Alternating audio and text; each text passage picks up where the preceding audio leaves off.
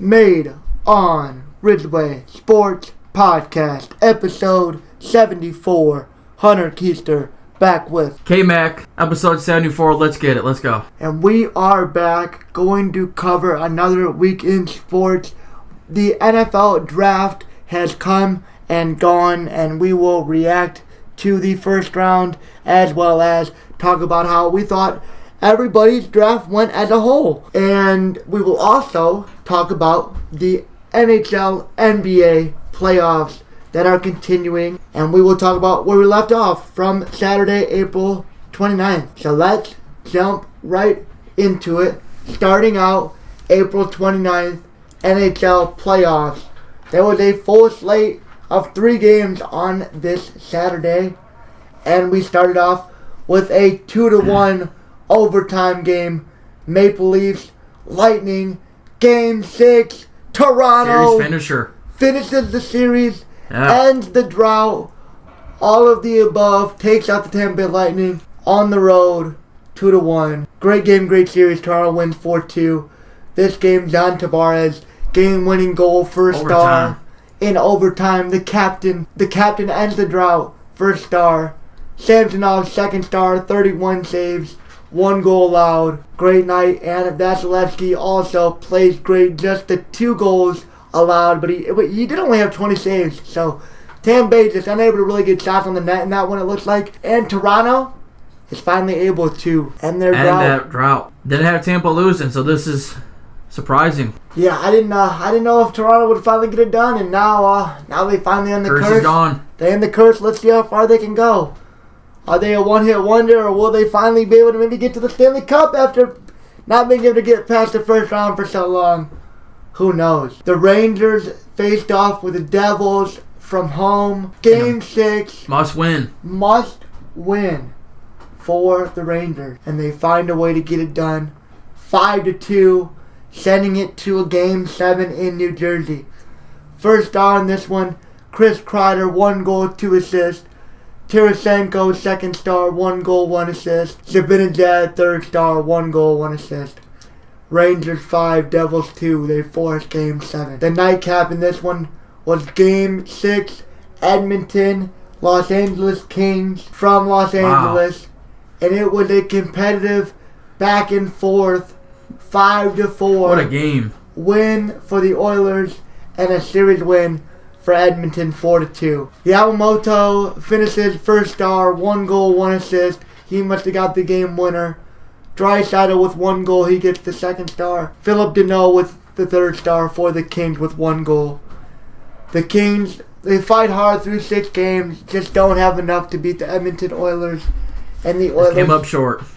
Yep, they get the win on away ice and win the series in 6 games. I believe that's what I said, 6 games. Yeah. Moving on to Sunday. Panthers, Boston, Game 7. Boston, one's up 3-1. Now find themselves in a Game 7 at home in Boston against Florida. Florida barely makes the playoffs. Boston wins the President's Trophy. 4-3. The game goes to overtime. And it's Florida with the upset. Kurt calls it, picks Florida to win the series, and Florida does it. I had it in 4, but we'll take 7. For Hagee with the game-winning goal, 1 goal, 1 assist, he gets the first star. Montour with 2 goals in this game, he gets the second star. And David Krejci for Boston, 1 goal, 2 assists, he gets the third star. It's Florida in overtime in Boston. Boston 3-1. 3-1. 2 home games, they lose both. And they get bounced in the first. 4 straight President's Trophy winner to get bounced in the first round. Yikes. It's a curse.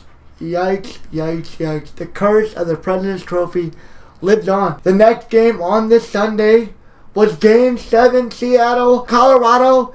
And in this one, I predicted the upset correctly as I picked the Seattle Kraken to win in 7 games. This game was a 2-1 game. Colorado scores late in the third, but in offsides takes it off the board. Oh, and Seattle, Yeah, to tie it. Wow. To tie it, yep. And Seattle was able to hold on in Colorado to win Game 7 on the road as well.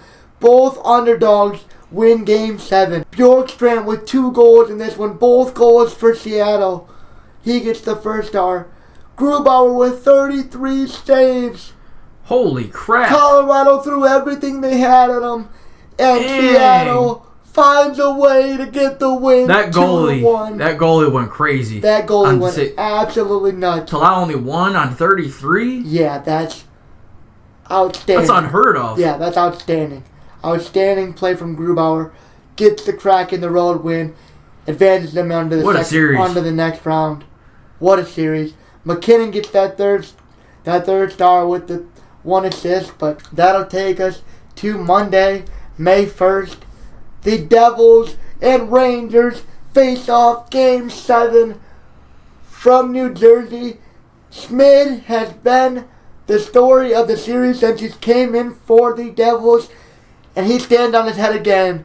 31 saves. It's a 4-0 shutout in this one in game number 7. And New Jersey, mop the ice with him. New Jersey mops a very good Rangers team who made a lot of moves to try to make a run at this thing at the trade deadline. But the Devils beat their arch rival 4-0 and send them home. Schmid with the first star, 31 saves. No goals allowed. Great game for him. Palat with 2 assists. He gets the second star. And McLeod, third star, 1 goal for the Devils. They get the 4-0 win and the Game 7 win. Who do we have winning this? I picked the Rangers. I don't know who you picked.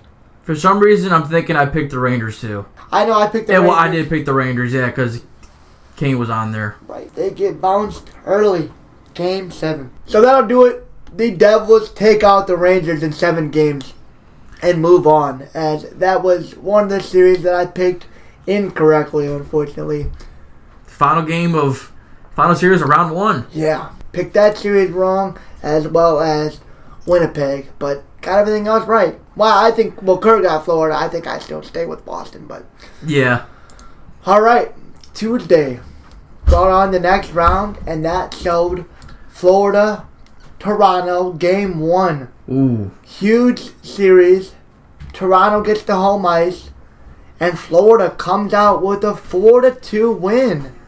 Looks like Toronto might have been... Way to steal one. Toronto might have been celebrating too much on finally getting out the round, and Florida sneaks in and says, hold on here. You got broke out too many champagnes. Yeah, you got another series to play. Florida comes out hot, 4-2. Big win in game number 1 to steal one. Bennett with 1 goal, 1 assist. Tkachuk with 3 assists. And Bobrovsky, 34 saves in the 4-2 win. That's the first game. The second game saw Game 1 of Seattle Kraken versus Dallas Stars. Game 1 from Dallas. This was a 5-4 double overtime game. Another overtime game. Double OT shows Seattle Kraken win 5-4. Joe Pavelski scores all 4 in the first. All 4 of Dallas's goals. Seattle was up 4-2 after the first period. Wild. Pavelski with 4 goals, he gets the first star. Yanni Gourde with the game winner, he gets the second star. Max Domi, former Chicago Blackhawk, with 3 assists, he gets the third star. He got traded at the deadline here. Gotcha. And Seattle steals Game 1 from... Another road win. Wednesday, May 3rd. Carolina, New Jersey.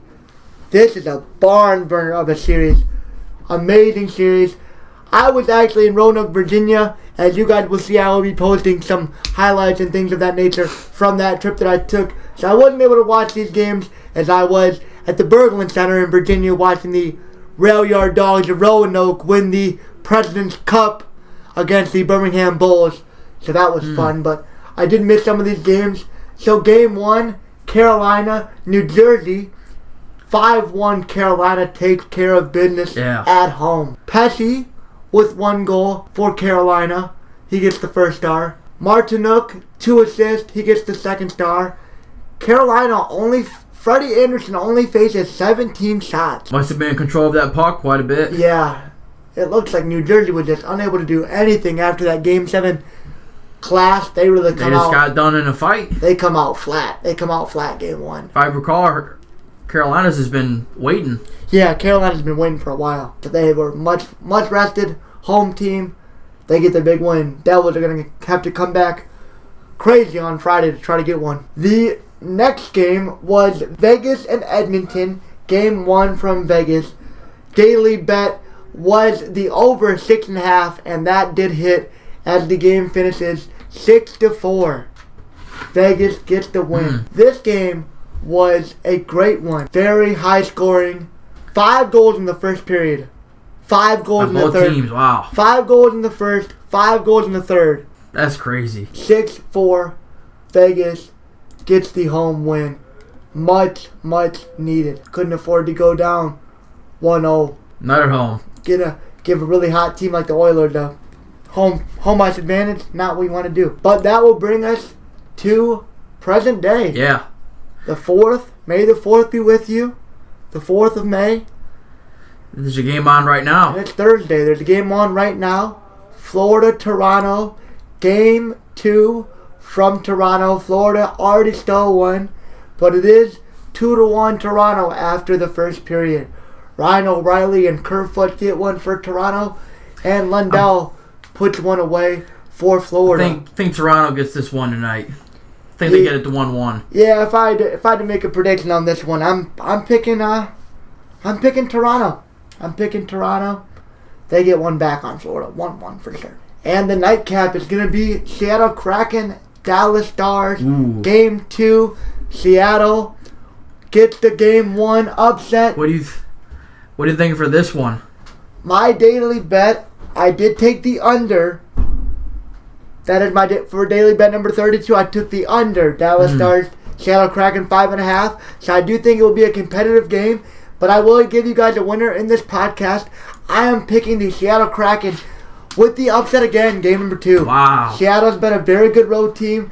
This series in the regular season was dominated by the road team. Give me Seattle. I think Dallas has the capability to steal one, if not both, in Seattle to make this a real series. Even series, yeah. But I think Seattle wins game number 2. I don't know. Dallas has got firepower. They do that. Yes, they do. Yes, they do. I think Dallas gets this one tonight.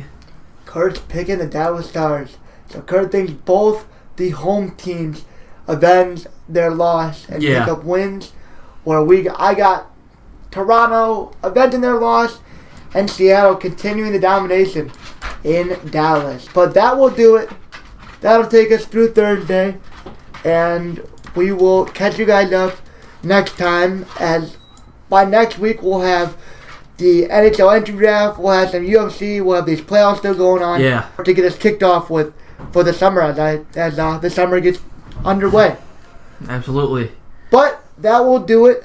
Did you have anything else you wanted to add for NHL? Nope. Next games are tomorrow. Playoffs every day. That will do it. And we will jump over and do the same thing, but a lot less for basketball here. As with the winding down into the semifinals, there are obviously less games and less matchups. Less matchups. So Saturday, April 29th, saw the Denver Nuggets take on the Phoenix Suns from Denver. And it was a convincing 125-107 win for Denver, with KD 29 points, 14 rebounds, 3 blocks, and Murray 34 points, 9 assists in Game 1 win for Denver. Yeah, I believe Chris Paul got hurt during this game too, early in the game. So he played 32 minutes. He did? Must have been the second game then. Must have been the second game. Gotcha. He didn't do much. 5 of 11, 11 points, 5 assists. Yikes, Chris Paul didn't do anything at all. Alright, just going to give you guys some updates on the main scores, the top performers from each game. So that will bring us to Sunday, April 30th, which gave us a 2-game slate. Miami, New York Knicks, Game 1 from Miami, correct? Nope, it was in New York, yeah. It was in New York. And this game was a huge road win, 108-101 for Miami. Jimmy Butler, not as good as he has been, but still 25-11. Leads the team in scoring.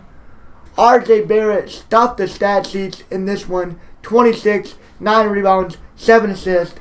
Great game. Comes up short. They just came up a little bit short. Knicks come up short at home and give Miami the huge win in game number 1. The nightcap for Sunday was the huge game number 7, Sacramento, Golden State from Sacramento. And this one, you're just going to hear this and you're going to know the tale of the tape. 50 points from Curry. 50 bomb from Curry in the playoffs. He is just out of this world. 50 points, 8 rebounds, 6 assists. I think if I heard correctly, that was like the most points in a Game 7 ever. Record-setting 50 points. Wow. Sabonis, 22, 8, and 7. Not enough. They bow 120-100 as the Warriors get it together on the road. They win 2 road games in this series. Yeah. And a convincing 20-point win in Game 7 sends Sacramento packing early. What a game for surprising. Curry. Had the Kings winning that one, but I think Golden State moves on. The Kings too. So. Yeah, Golden State moves on and looks to play the Lakers. We'll move to Monday. Game 1 of the Sixers versus Celtics. Huge upset. Semifinals. And it was the Sixers coming in. No Joel. Yeah, he got hurt. I was going to say, no Joel Embiid, no problem. A for knee the issue. Sixers. A knee issue keeps Embiid out. But it's a 119-115 win for the Sixers. And James Harden. Wow, goes vintage did Houston. He turn it on. 45 in game number 1. He shot 17 of 30, 7 of 14 from the three-point line, 6 assists. Great game. Maxi complements that really well with 26 points. Wow, what a game for Philadelphia. Boston, Tatum puts in 39 and 11 as they try to get the win in game number 1. But the Sixers pull off an upset. Big win in Boston as well. Yep. Big road win. Still won in Boston. Still won in Boston, that's right. And in game number 2, Denver, Phoenix from Denver. This one a lot more low scoring. Low scoring. The Suns were in it a little bit more, but still 10-point convincing win for the Nuggets here. Yeah, this was the game where Chris Paul got injured. Yep. 97-87 is your final. Jokic with 39 and 16 for Denver. Booker with 35 points, 6 assists. Yeah, Chris Paul only plays 25 in this one as he does get hurt. KD, really bad game, 10 of 27, 24 not points. Looking good for the Suns. And it's not looking good for the Suns, especially if Chris Paul is now injured. Denver already up 2-0. They take a commanding 3-0 lead. I think it's a sayonara for the Suns. They're going to have to come out and play with everything they got, game number 3. We'll see what happens. And that was the Monday game. That was the Monday game. Monday night. So then that'll bring us to Tuesday. Tuesday, May 2nd, New York Knicks, Miami Heat. It's a tightly contested game 2, but the Knicks get the very important game 2 win for them. Could not afford to go down 2-0. Just could not have it, especially in New York. No way. 111-105. Martin, 22 and 8 for Miami. Yeah, because Jimmy Butler got hurt. Jimmy Butler did get hurt in this one. Did he not play at all this game? No, you know what? He didn't. You know why? I recall now. He got hurt during the end of their first game. Yep, that's right. And finished it, and then he was not able to play this game. He did not play game 2, I see that. So they want to give him a long rest period between game 1 and game 3. That was smart. So he sat out this one. That was smart. If he needed the rest, give him the rest. They take 111-105. New York wins. Julius Randle, 25, 12, and 8. Coming off an injury, yeah. Coming off the injury, and he'll propel the Knicks to the Game 2 win. Moving on, LA Lakers, Golden State Warriors, Game 1 conference semifinal matchup, 117-112. LA Lakers massive win for them. Take the massive Game 1 AD was killing it. From San Fran. Wow. Yeah, I watched this game. What a win. 30 points, 23 rebounds, and 4 blocks. What a game for Anthony Davis. Kind of silencing the doubters and the naysayers a little bit here, as a lot of people have been talking down on him. Looney in his own right for Golden State, 10 points, 23 lot of boards. Holy boards. Holy boards. Yeah, I'm guessing it was just a chuck it night for the Splash. Yeah, 10 of 24 and 9 of 25. Chuck it night for the Splash Bros. They live and die by the three. That's how it goes. They get the close loss. That's huge for the Lakers. To steal one at Golden State, absolutely pivotal. So then that'll bring us to yesterday. Boston at home. Sixers on the road. 1-0 lead for the 76ers. And Boston takes care of business with Joel Embiid returning. Obviously looked hindered by that injury, though. Yeah. Can only contribute not a whole lot of minutes. 15 points. Does have 5 blocks. Not a whole lot in the glass, though. In 27 minutes played. You'd like to see some more, and if you're going to get that out of your star guys, you're going to be getting MVP. You're going to be going home early. I mean, I get that he's hurt, but he's better off not even playing. Oh, look at Harden. 2 of 14 after that 45-point night. 2 of 14. 0 of 6 from 3. Absolutely awful. You just have no chance to win. Can't win with that. You have no chance to win if you're starting. And Boston still played good. Tobias Harris being your point scorers. Yikes. Not going to work. Not ever going to work. Not ever going to work. Just cut and right type of game there. Jaylen Brown with 25. Boston really convincing him to win. To take it to 1-1. And that'll bring us to present day in basketball. May the 4th be with you. Yep. LA Lakers, Golden State Warriors. Yeah. 9 o'clock tip from Golden State.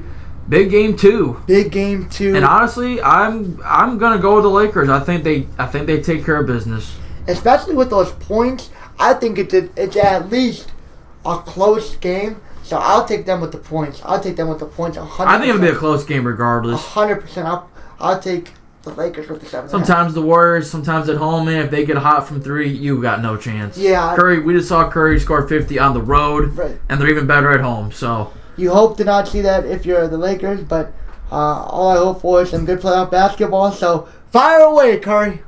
Fire away. So yeah, that'll do it for NBA playoffs. That'll do it. All caught up in the NBA and NHL, and we can now jump over and cover the NFL draft. We're going to pretty much go over each team's first round selection and then dive into just a little bit of brief how we thought their draft went as a whole. Obviously, sure. Miami did not have a first rounder, so we will do them at the end. But definitely. Let's get this started. Carl, I'll let you talk first, and let's hear what do you think about Carolina and their first round pick, Bryce Young. Yeah, I think this was pretty much a given for everyone. I think we all knew Bryce Young was going to go to Carolina. I thought he was the best quarterback in the draft, and to me it makes sense. I don't care about the undersize. That doesn't bother me at all. I think he'll be pretty successful in Carolina if they actually give him a team to work with. Because right now, not a fan of his receiving core. Not a fan of that receiving core. I think this is a no-brainer for me. Yeah, that's exactly where I was going to go with it. To me, this was just a no-brainer pick. I think that Bryce Young was with the board. Yes, you have the undersized concerns that I think are very... they can be a concern for sure, especially with Carolina not having the best line and best weapons right now. I think it's definitely an interesting position Bryce Young finds himself in, but I think he was very deserving of the number 1 pick, especially with the quarterbacks available. This was a no-brainer for me for Carolina. Matt Miller's comparison was Drew Brees, so that's decent. That's bold. If you're going to give him that. But that's bold. With Brees' pocket passing ability, I guess if you're just giving him, if it's just the size that you're giving him that position on, then that's fine, but I don't know. Who knows? That's a bold one for sure. That's Carolina's first round pick. They take Bryce Young. Now, Kurt, let's go over the Panthers' picks in this draft and just kind of how you thought they did as a whole. Yeah, honestly, I thought they had a solid draft. What draft capital they had, considering they definitely had to trade up some stuff. Yeah. For the number 1 overall pick, right. But they got a so 2, 3, 4, 5. So that's 4 more picks. With that, they take a receiver out of Ole Miss, a linebacker from Oregon, a guard from NC State, and a safety from Florida State. Yeah, I like it because the Panthers already have a solid running game, adding Miles Sanders. Then you add a receiver there. They took a lineman last year pretty high as well. The Panthers weren't really a bad team last year. It's just they kind of had a problem at quarterback with Mayfield and then Darnold, and that was just a complete mess. And they're all right. So I think this draft, but what would you expect? You're not going to hit every pick, but at least you draft a receiver there in the second, and you got a defensive edge player there in the third. Yeah, I like what they did. Jonathan Mingo adds a lot to the team out of Ole Miss. 6'2", 220, physical, not easy to bring down. A good DJ Moore replacement who you lost in that trade to get the first. Yeah. They get a good linebacker. Looks like he may be a rotational player. That's the take on it thus far. They get a safety who could be a little depth guy. Yeah, special teamer. Like Kurt said, just they get another receiver, which is good. I think they definitely needed that. So that's another one of the glaring need that was quarterback. And they just, like Kurt said, they did what they could with the draft capital they had remaining. And I think they also they selected the best quarterback. So just an overall solid draft for Carolina as they try to continue this rebuild. It's not going to be fixed overnight, but this was a good start to it. Yeah, that'll bring us to, we're going to bundle 2 and 3 together just because Houston traded up. Starting off with C.J. Stroud, to me, this was definitely a no-brainer. No Levis, no. We're not going to talk about that. Some people maybe thought Richardson, but for me, it was always C.J. Stroud. I mean, we know how we feel about Ohio State quarterbacks, but again, I'm not a fan of the landing spot. DeMeco Ryans is a defensive coach. No receiver. There's just, who's there? There's nobody really there. So another real tough spot to come into. Yeah, I mean, you got Dameon Pierce, who was a decent young running back last year, who got hurt, and then outside of that, no skill position players, so kind of similar to Carolina.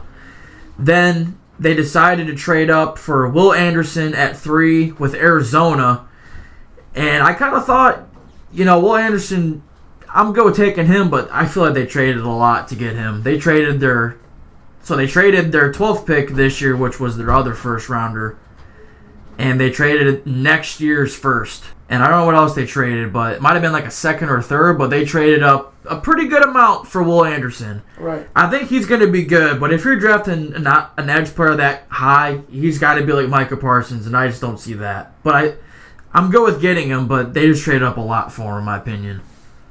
But I get it, though, because DeMeco Ryans, former linebacker, he wants somebody on defense to rush the passer. They pretty much used up a lot for that, so you get a quarterback, and then you get somebody to go after the quarterback, so I can't really hate on that. Yeah, I mean, once again, it's just kind of like where you're at on the board and what you're looking for. I mean, Stroud's got to be your pick. You need a quarterback, and like I said, you really don't want to take that real risk of the freak athlete Richardson or the prototype quarterback, whatever you want to call Levis. I think that Stroud falls into your lap at 2, and it's a pick you have to make, regardless of what the crowd and what Kurt and I will say about former Ohio State quarterbacks.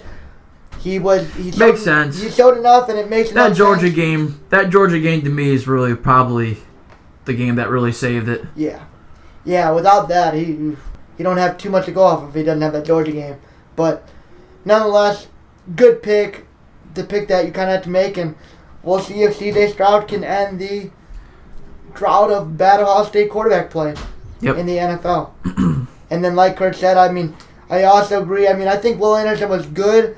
I don't know if he was great, and to trade up that much for a possibly not great player kind of leaves you scratching your head. But Houston is also they had nobody on defense, and DeMeco's probably like, well, I got to try to bring somebody in now. You drafted Derek Stingley Jr. at 3 last year, so maybe getting Anderson will help him as well, but right. I get the move, just not a fan of the trade. Right, because you still had your pick number 12, and there was going to be someone good there. It is what it is. So that'll bring us to Indianapolis at 4. Wait, was that all of Houston's picks? No. I was actually wrong. They traded, so I was like they traded 12 on next year's first, but they actually had a lot of draft picks from Cleveland. So they had a lot of more draft picks than Carolina. Like that Tank Dell guy was supposed to be pretty decent. Oh, yeah, okay. And they took a center there. Okay, yeah, they took a center at the end of the second. Ooh, Penn State center, that's not bad, okay. Like and center then guard there, linebacker, center from Notre Dame in the 6th. I mean, I like it. Yeah, I'm not saying anything stupid. Right. I'm good with this. I'm looking through their picks, and I don't see any glaring stupidity, so I'll give Houston a solid draft as well. Aside from giving up a lot, but I think that you just kind of got to trust Ryan on the defensive guy, defensive coach, and you got to trust him that former player, yeah. He needs to try to build a defense up, and you're not really going to do that from sitting in your draft position. So he got aggressive. He bundles some stuff up, gets aggressive, and goes and gets his guy to pair with his DB from last year, and we'll see the improvements that can be made in Houston for year number 1 of this true start of this rebuild. So that'll take us to pick number 4. The Colts took Anthony Richardson. I think most people saw this coming. Most boom or bust type of player I've seen. The talent's there. The inconsistency was there at Florida. Not the most accurate. So this is just going to be a pick that's time will tell. Yep. That's the easiest way to talk about it. It's just like you can talk it up if you really want, if you're a Colts fan, or you can talk it down if you're not a fan of the Colts, and you can really hate on it, because Richardson really gave the scouts and the critics both that. He gave them both the best worlds. He's been painfully average during his time in actual play at Florida in his years when he was the starter. But then he comes to the pro day and the combine and all this, and just absolutely balls out. Yeah, and ultimate combine. Ultimate combine really boosted his draft up and gave him a chance to be picked as high as he really was. But I think that we could either look back at this in a couple years and say, wow, the Colts tanked for absolutely no reason, or they made a smart play, and yeah, just needs a lot of development. No, these quarterbacks are not in really good spots in terms of they're getting drafted to really bad teams with not very good offenses, and not the most ideal situations. No. Circumstances, but for a lot of these guys, especially because they're all going to have to pretty much play. I like the rest of the draft though, getting Julius Brents there with pick 13 in round 2, and then Josh Downs, a pretty good receiver at North Carolina. Yes. I like those moves for sure. I do like that. Josh Downs was a good receiver. Fell to the 3rd. I thought he could have been maybe a second-round guy, but falls to the 3rd. That's a great pick for them. And then, yes, a DB, Brent out of Kansas State, who had a very good defense. Yeah. You lose Stephon Gilmore, and you need someone to cover like the Jags receivers, and just you always need a solid DB back there. So I like that as well. Take offensive lineman, defensive lineman in the 4th round.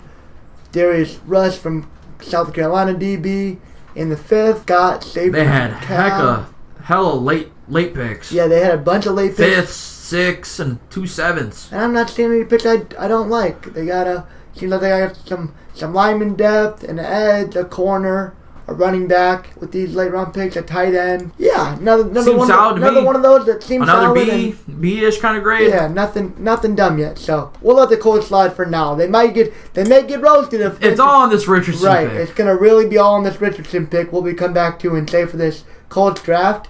But for now, I'll say they did all right. Yeah. Then I'm moving to number 5. Seattle. Witherspoon here. I don't know. Devin Witherspoon here. At 5. All right, I'm going to be honest here. This is where I would have taken Jalen Carter, and this is where I had Jalen Carter going.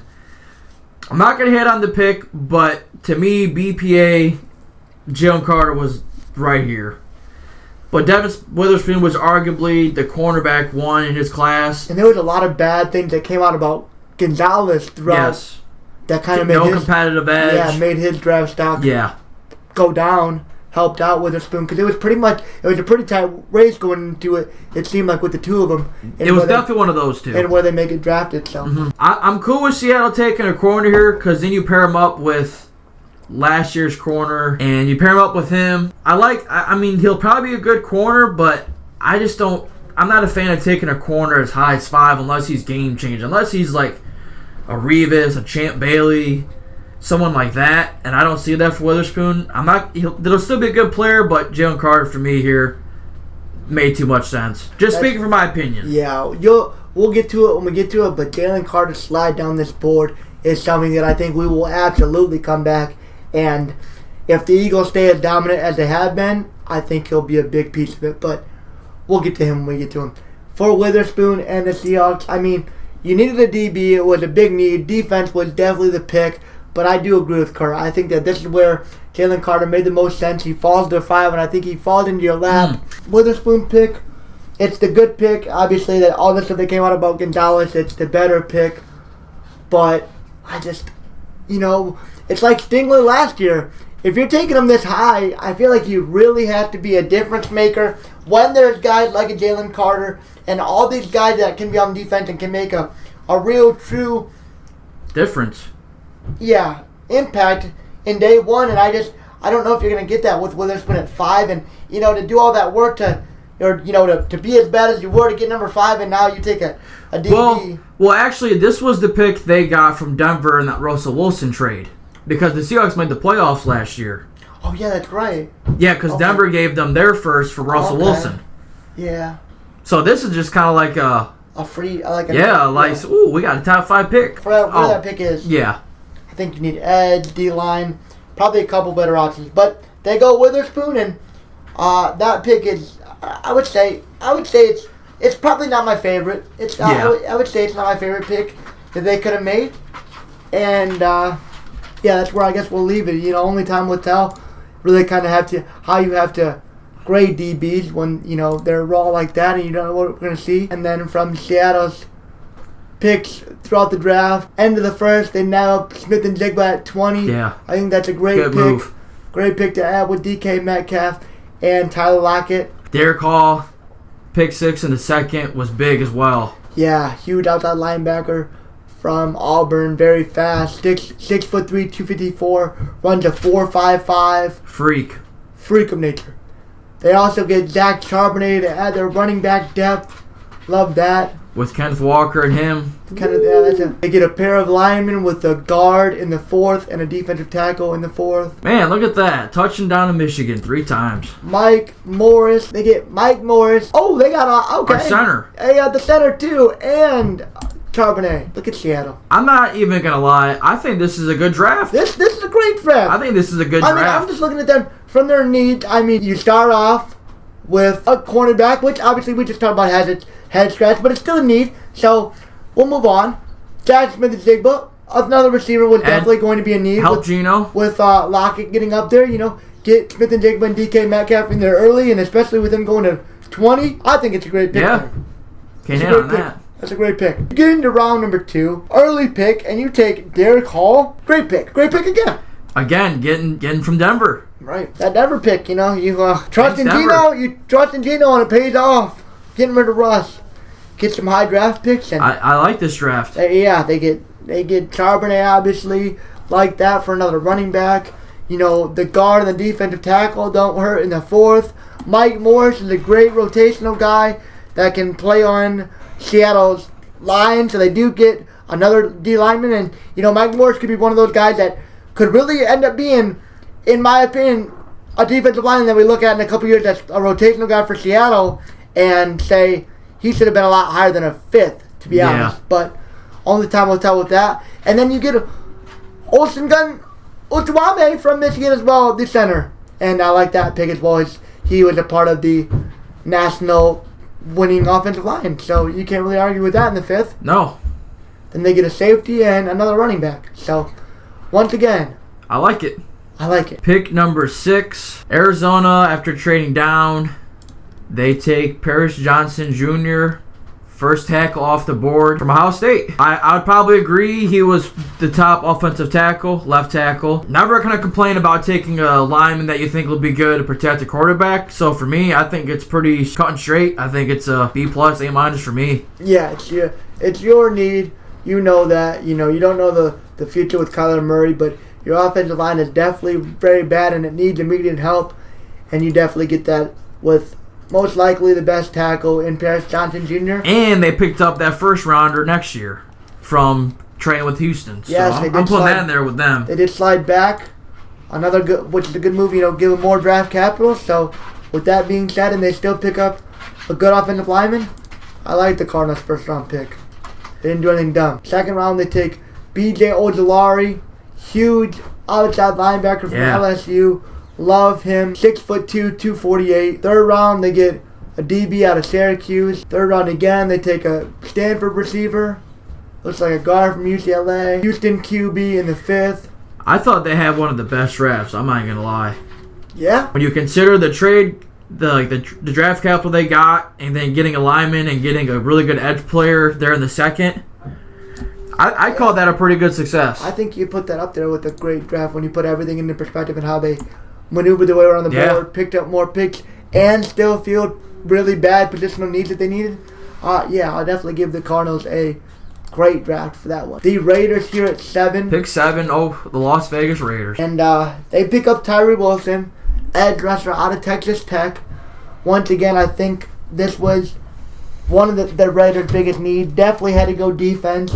And you just pick up some help for Max Crosby. Put somebody on the other side of him. Tell those boys to get to work. Yeah, you know what? I'm going to say it again. For me, Jalen Carter would have been perfect on the Raiders. I understand why Arizona didn't get him. Right. Because you want to protect Murray, but the Raiders, Carter over Tyree Wilson. Tyree Wilson, I think, after being developed a little bit, will be a pretty good edge rusher, especially opposite of Max Crosby. But Jalen Carter for me here. Yeah, I think that Jalen Carter could have went really, really nicely into this Raiders defense. I like the Tyree Wilson pick. Yeah. But I think the Carter pick's probably the better one, especially looking that he goes 2 picks later. That's huge. Yeah, we'll get there. We'll get there. But for this pick, I give it a B. I give it a solid B plus. You know, you're not nothing wrong with getting him. Yeah, it's not a bad pick. You don't take it. It's not a boneheaded pick.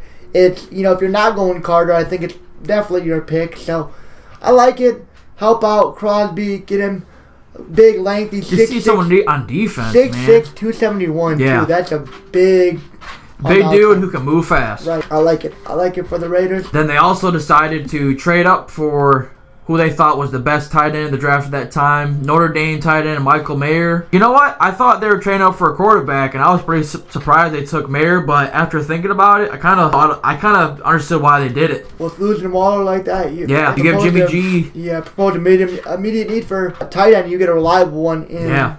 I thought one of the best balanced tight ends in the draft, too. Yep. Then you add a defensive line from Alabama there. Came down that. You add a receiver there. Yeah, in the 3rd round, get a corner from Maryland. Usually the Raiders pick pretty bad. Honestly, I think they pick good. Right, they get O'Connell, who could really. I could see Aiden O'Connell being a solid backup in the NFL. Yeah, in the 4th round. Out of Purdue, I like him a lot. Yeah, he was solid.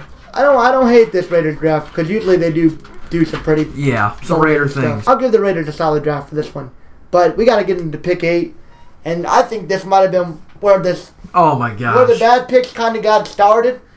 Bijan Robinson here. I got to hear the justification from Falcons if you have it, because at this point, with that many glaring needs you have on Atlanta, Bijan Robinson. This is why Atlanta is Atlanta. Right. I like the player, just hate the spot. Yep, absolutely. That's my thoughts exactly.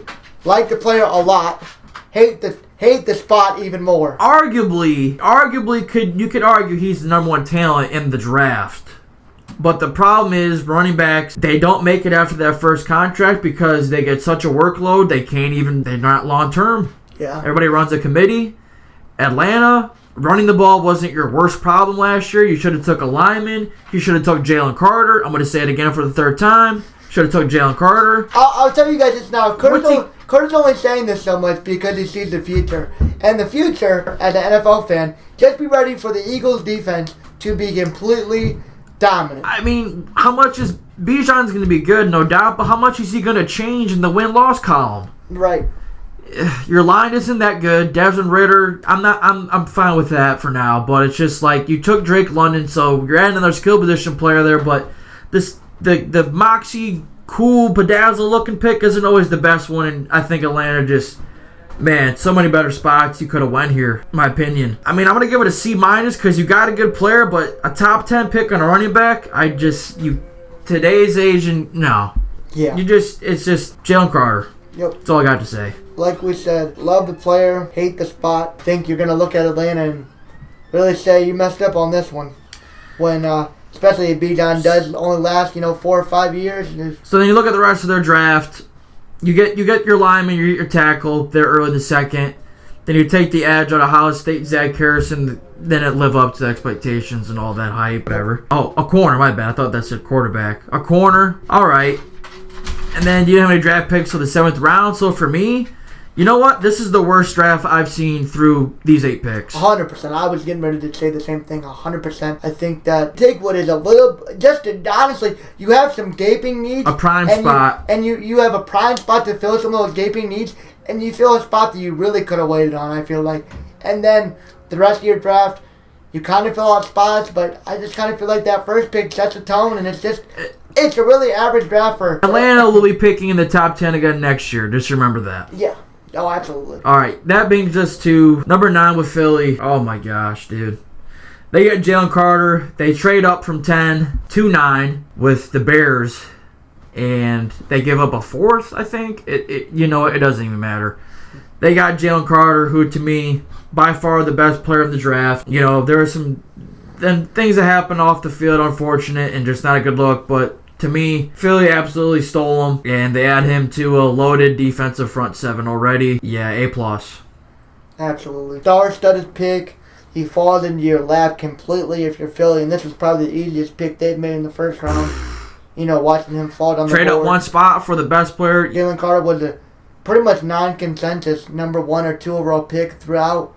It seemed like he was going to go super high at 3 at the worst for the longest time. And he slides to 9, and Philly takes their guy, really. They really, it was funny, I watched a video. Their GM is a Florida Gator, and he, on the phone with Jalen Carter, talked about how he takes so many Georgia players, and how it made all the Florida people mad. Jalen Carter said because he wants to win, and yeah, I truly believe Philly's trying to build a winning defense, and they're taking a whole lot of Georgia players to do it. Yeah, Georgia U. Georgia U. So then they took Carter. They were able to get Nolan Smith with their draft pick. They're at 30. Lyman there in the 3rd. They trade out of the 2nd round completely, get more draft capital, get a solid DB out of Illinois. They get Ringo, another Georgia player. And you know what? To me, just with getting Carter and then Nolan Smith at 30, to me, they had the best draft by far. By far. If Jalen Carter turns out to be what he can be, if he really puts in the work, we have a problem. And then Nolan Smith, if he develops after what he flashed last year with that speed off the edge and before he tore his pec, whoo! Right. Then you got Jordan Davis there, and then Hassan Reddick. Oh, dude! And then they already have Brandon Graham and Fletch. It's just the top 8 teams. What are we doing here? Right. Y'all just let him fall into their lap, and so now Philly won the draft. To me, that's all I got to say. That's probably pretty fair. I really don't know if I'll have an argument with that for you. I think I don't know if you're gonna find a team that drafted better. I mean, you know, you get Nolan Smith, really solid, proven edge rusher, and then Jalen Carter falls into your lap, and you kind of back that up with solid picks throughout the rest of your draft. And yeah, I'll say the Eagles ended up with a really, really good draft. Probably one of the best. For sure. So Chicago traded down from 9 to 10. Got a little draft capital there. They end up taking Darnell Wright, 2nd tackle off the board. This was a solid pick.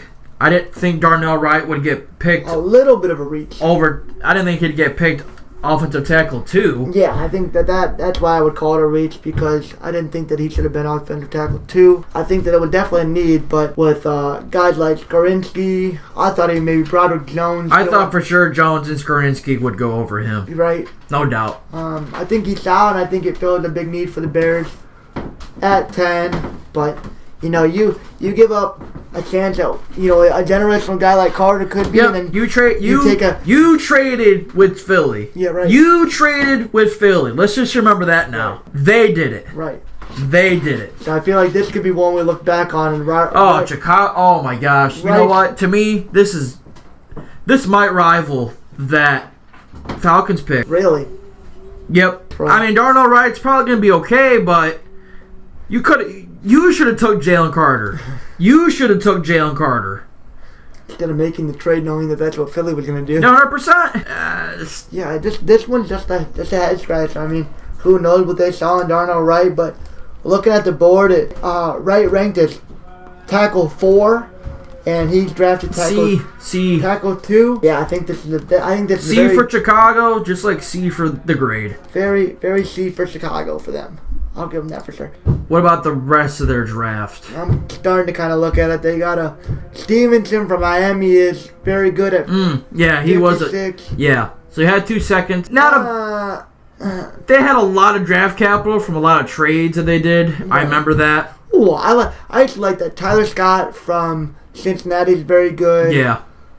I like Noah Sewell late. Yeah. I like that pick. That's good. Terrell Smith out of Minnesota isn't bad. I think for me, I like that Stevenson pick a lot and the Noah Sewell pick. The right picks, hopefully he turns out to be one of the best tackles, but it's hard to not say you made the wrong pick if you're looking at it right now. Just the wrong pick in my opinion, but we'll move on. We'll head to 11. Tennessee. Where Peter Skorinski goes to the Tennessee Titans. Yeah, for me, I think this is for where they're picking, and probably they did not expect him to be there. I think this is one of the best picks of the draft. Yeah, a lot of people saw Skorinski as a top tackle prospect for a lot of this time throughout the mock draft. Yep.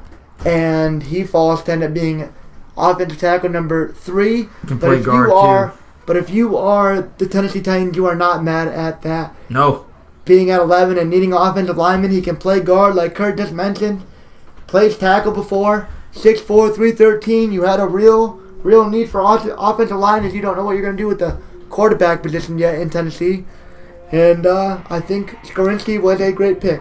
Yeah, up until this point we didn't know, but after this draft, we figured out that they traded up big time for Will Levis, the Kentucky quarterback. Yep. They are done Malik Willis. That product's over.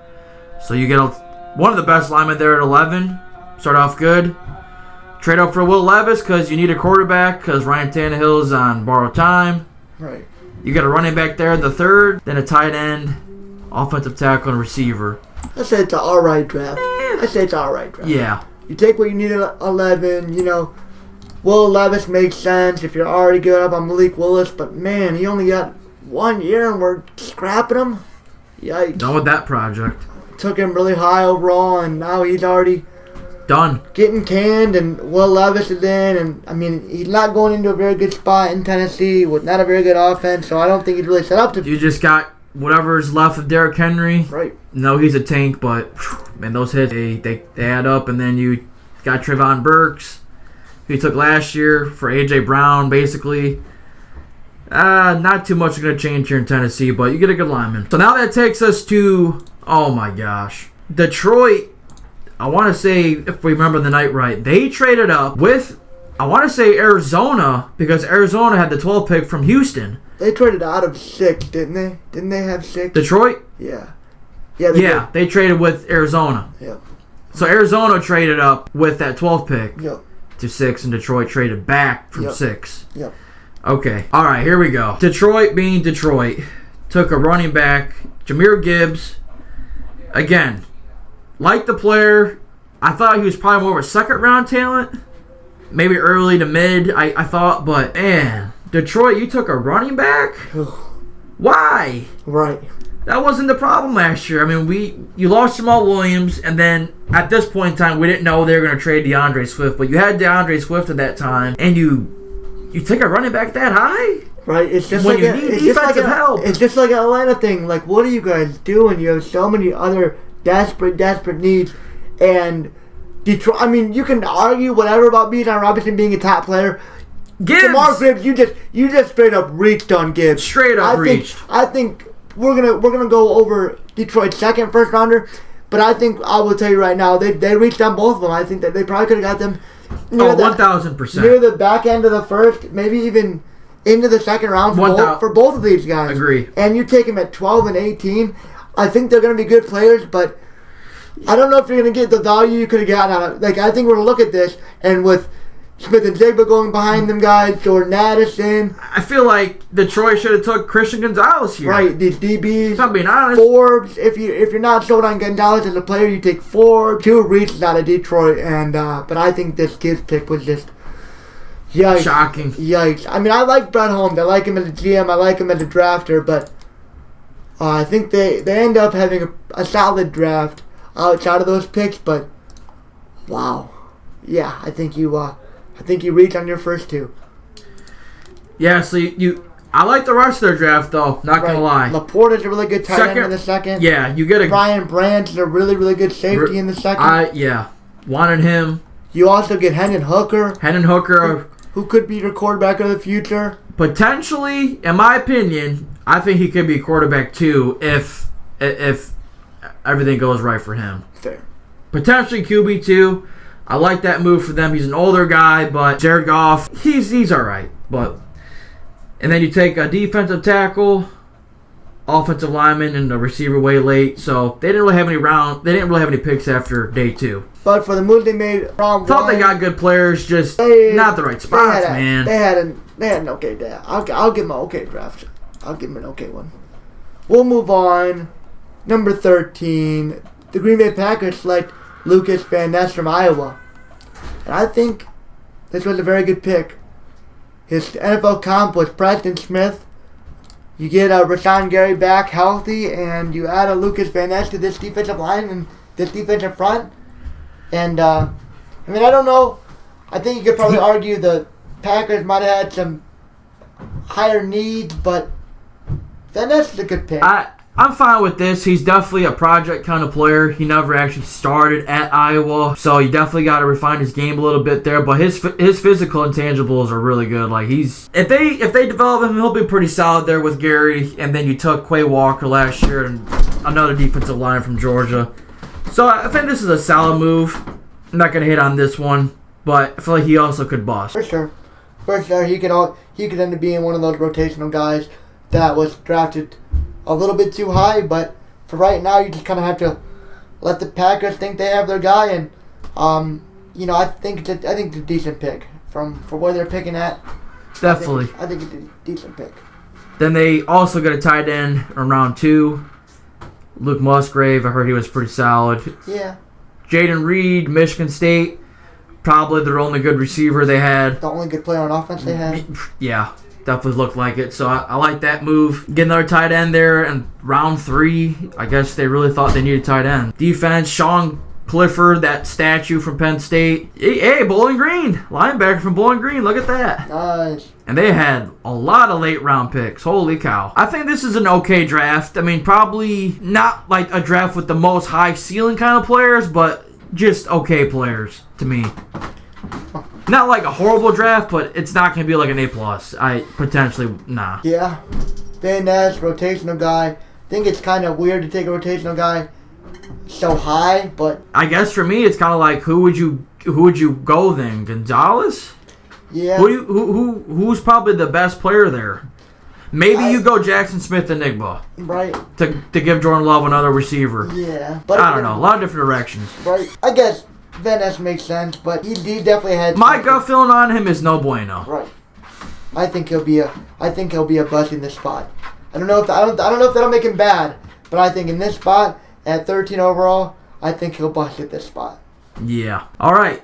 Pick number 14. The Pittsburgh Steelers decided to trade up with the New England Patriots, using a 4th rounder to take who I think was probably the best tackle on the board at that point, and Broderick Jones, starter from Georgia. For sure, definitely a big need offensive line. And I liked it. I like this move. For me, I gotta say I was pretty happy when they made this pick. You get a left tackle. You need a left tackle. And the Patriots were cool with screwing over the Jets because they were probably going to draft him. So, honestly, no complaints from me here. Yeah. Bill Belichick comes in clutch with the assist and screwed over his arch rival in the process. So yeah. Jones is kind of a raw player. Only started actually like 1 year. A little bit of, I think maybe a 2-year starter, but definitely needs some development in his pass protection. He's a mauler, though. He's super athletic. He plays basketball, so he's good on his feet. He's got good footwork. I thought, in my opinion, I thought he was offensive tackle 2 in this class. But with potential, I think he can be maybe number 1, but I think he'll be a pretty good player. Definitely like that pick better than... Oh, Pickett? Yeah, for sure. Yeah. I was way more happier with this. As far as the rest of their draft goes, I'm not going to lie. I thought it went pretty good. You get Joey Porter Jr. there at pick number 32, which, that's a win. No way I thought he'd be there in day 2. I was cool with Brian Branch there, and then you get a starting D tackle from Wisconsin. He'll probably be okay, maybe solid. For me, this next pick, Darnell Washington out of Georgia, their tight end too. Absolute run blocker. Probably would have had more production if not for Brock Bowers. Yep. But then that's a good move. Nick Herbig, who's a brother of a lineman we have. Tomlin loves bloodline, so I'm not going to hit on this pick. He actually was okay at Wisconsin, had a lot of stats. So then that pretty much did it for our late round picks. We were able to get a corner and then a guard from Maryland late in the 7th. From drafted from team need, Pittsburgh did pretty good, and I thought they probably had like an A kind of class. Not gonna lie, they did pretty good. Don't see any stupid picks, no quarterbacks, no receivers, just positions you need and some good players with good value. Yeah, I like what they did. Moved where they needed to, slid in, got an offensive lineman, stayed at their back end of the first or start of the second. Yeah. That's what you call it. Yeah, you got that for Chase Claypool, so that's a win. Right. And you turn that into Joey Porter, who can be a really good DB for you. Yeah, good length. Never played slot, so probably outside corner. In time, we will tell. So that'll bring us to the Jets there at 15. Will McDonald, the 4th. Man, I was not ready for this, and the Jets weren't either because I fully believe they were going to take Jones there. And I feel like they panicked and made this pick. I don't even remember seeing this guy mocked in the first round, not going to lie. I don't think I've ever really seen a team hit the panic button like I really, truly believe the Jets did. We were all shook when they made this pick. In a live draft, I've never seen... this is just such a head-scratching pick to me. I don't understand it. It just, to me, I mean, there were better players there with far less questions. Right. Right. Your defense is already good. You have a good defense. You should have just, if you're going all in on the Rodgers train, you got to give him, I don't know. Why didn't they take Jackson Smith-Njigba? Right. That's who I probably would have went, maybe Jackson Smith-Njigba, or get this. Why don't you get Christian Gonzalez, and then you got him and Sauce Gardner? Could have been a solid tandem. Mind blown. Right. Now you got 2 lockdown corners to go against Allen, Rodgers, and Tua with Tyree. Oh my gosh. Yeah, you know what? This is the worst pick of the draft in the first round, in my opinion.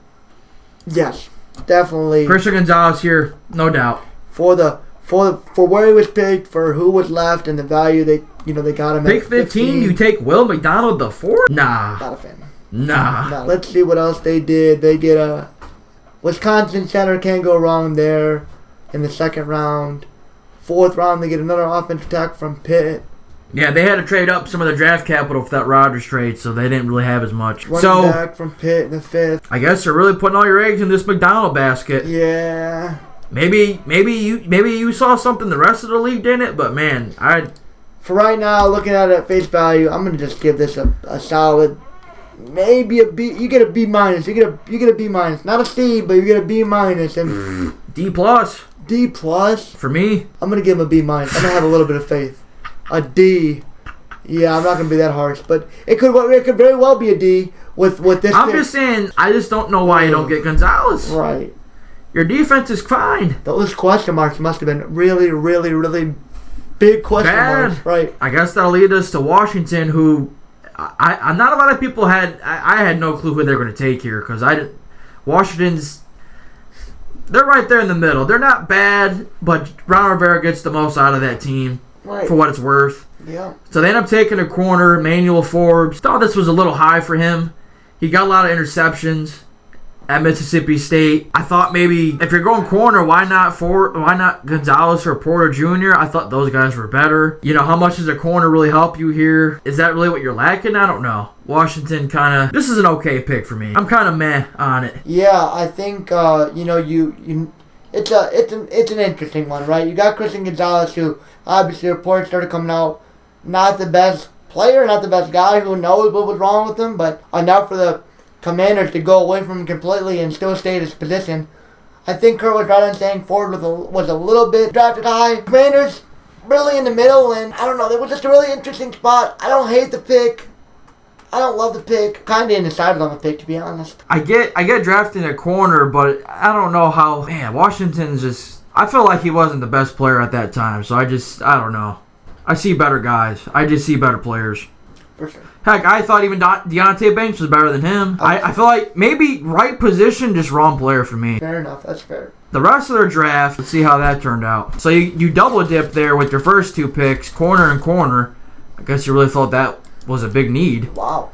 Center in the 3rd, a lineman in the 4th. So it kind of looks like after those first 2 picks, you really just went in the trenches. See some linemen, a couple edge players, and then a running back. So I like the rest of their draft, but I don't really like. The Forest pick just kind of gives me so-so. In that division, I guess I understand taking a corner because you're going against, A.J. Brown, Devontae Smith, CeeDee Lamb. Giants don't really have a receiver like that. But, yeah, I mean, I guess that makes more sense. I don't know much about the Illinois corner, though. He must have been maybe their CB2 or maybe CB3.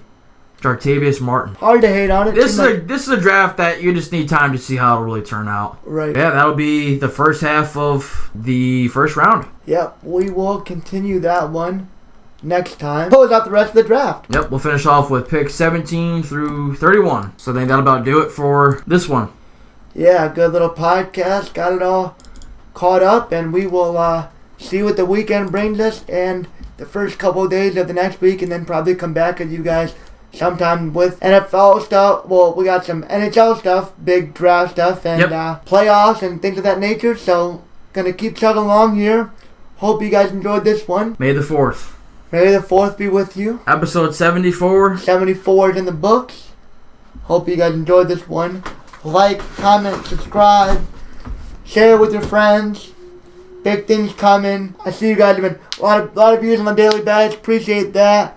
Keep those coming in. And also, end of the month, Ultimate Fighter McGregor Chandler starts. Ooh, that's huge. Okay.